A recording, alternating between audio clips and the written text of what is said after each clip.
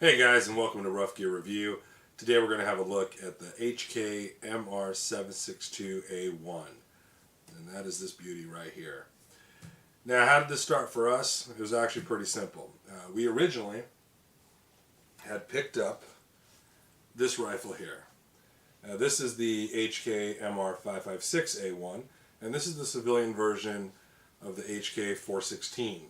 A lot of you might have seen that. It's used actually now by our United States Marine Corps. And this is the civilian version. And we picked this up and outfitted it the way that you see it now. And I have to tell you, I fell in love with this rifle. This rifle feels great. It shoots great. There's nothing about this rifle that I don't love. So much so that after a few trips out to the range shooting this, I immediately called my guys up at the gun shop and said, get me the heavy. Get me the 7.62 version. But this review isn't about this one, it's about this one. So we'll put this away and we'll come back to this for another review. So, like I said, I immediately called them. I said, you gotta get me one of these 7.62s. And it took a few weeks, and it came in, and I was more than happy with it also. I'm sure you guys have heard me talk about in the past couple of videos that I'm a huge fan of the 7.62 caliber, and I'm a really big fan of it now in these AR platforms. Here in the inventory we have two of them. We have this one in the AR platform, and we have a Sig Sauer in the AR platform as well. And I love both guns. And we're going to show you a couple little things, little differences, but you know, we've had a lot of 7.62 caliber rifles here. We have the M14 SOCOM, and we've outfitted that with an EBR stock and gone back and forth. And we have a Ruger Scout. We have a few PTR 91s. I'm sure you guys have seen the video on that. So I already was a big fan of the 7.62. I like that extra punch. I like that extra range you get with it. I'm just a fan of it. Some drawbacks though when you're going with a 7.62. They're heavier, they hold less ammo, and they're expensive. Now, when we're talking about this HK, this is an HK. I hear a lot of funny things where people say, you know, what is that? We're HK and we hate you, or something ridiculous like that. You know, HKs are phenomenal weapons. You cannot go wrong. I have a few of them. I have some of their pistols, a couple of their rifles. You just can't go wrong with an HK. But you are going to pay a premium price. This isn't going to be an inexpensive weapon. As a matter of fact, the MSRP on this is $3,995.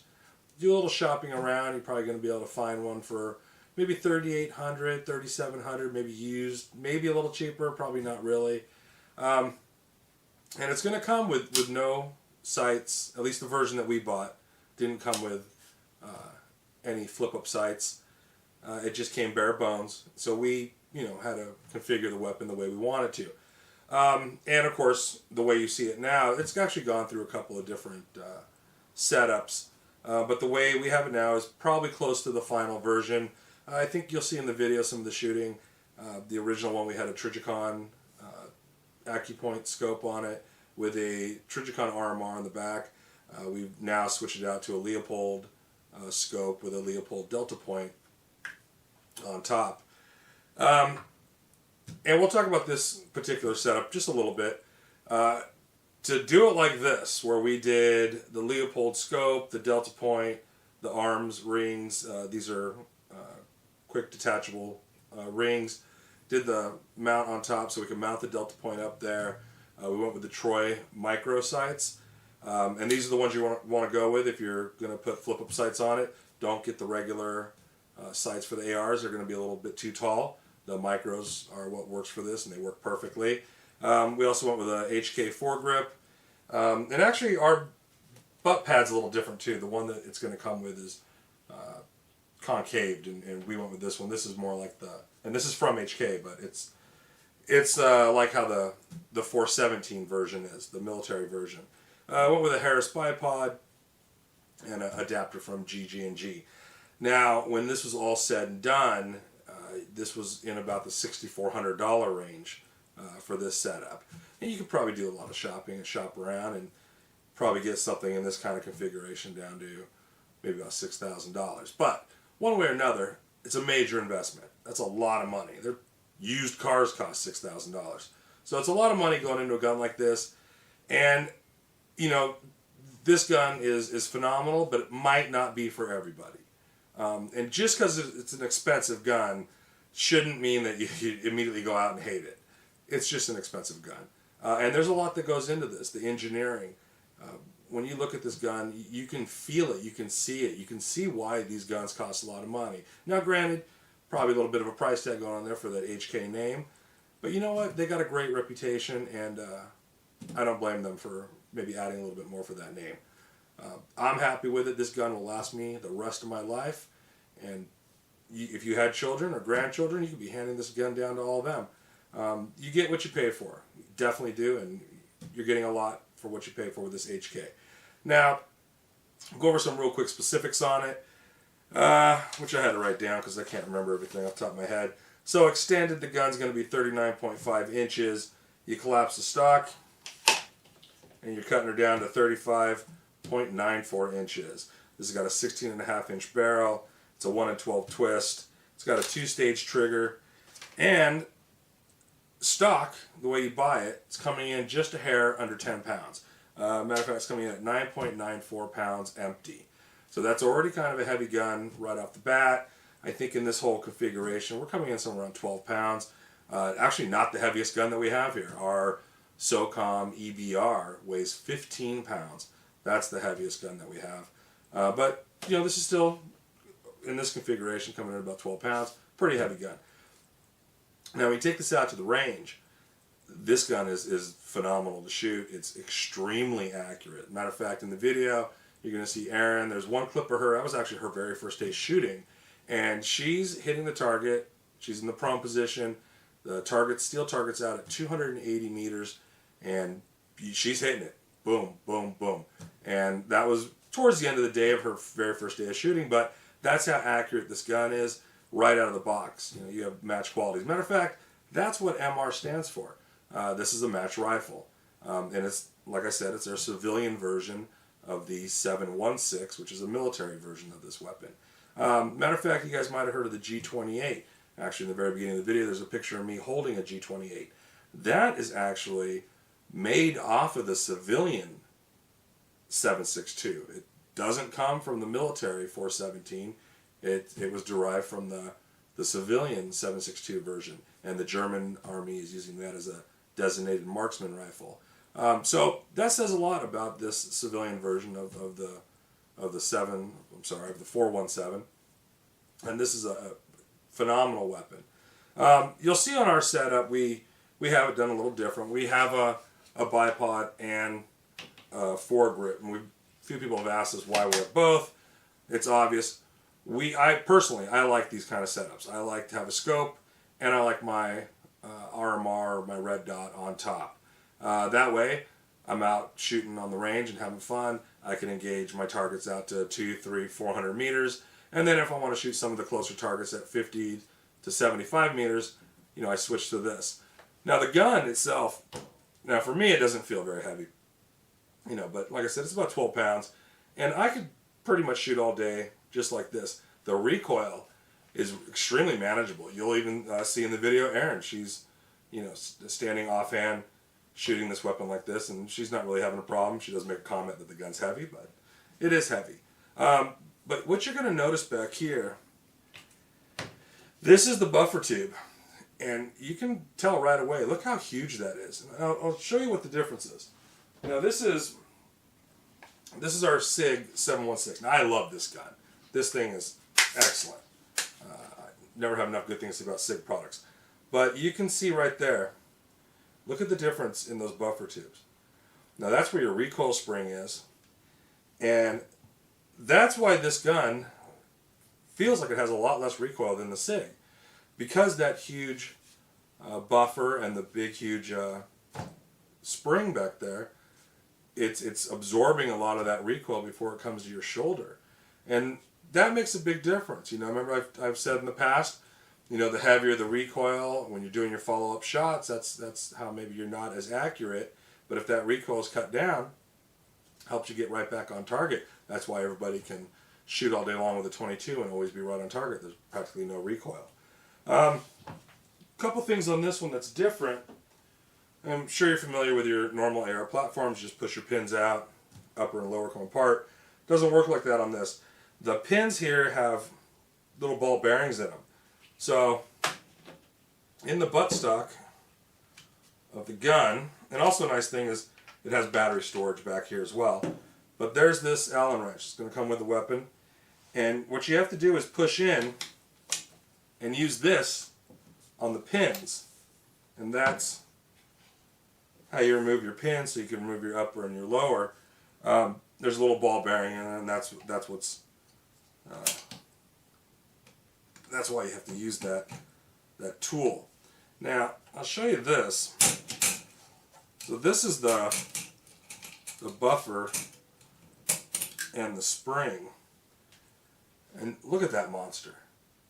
This is huge in comparison to what you're using on pretty much a standard 762 AR platform. And I'll show you real quick.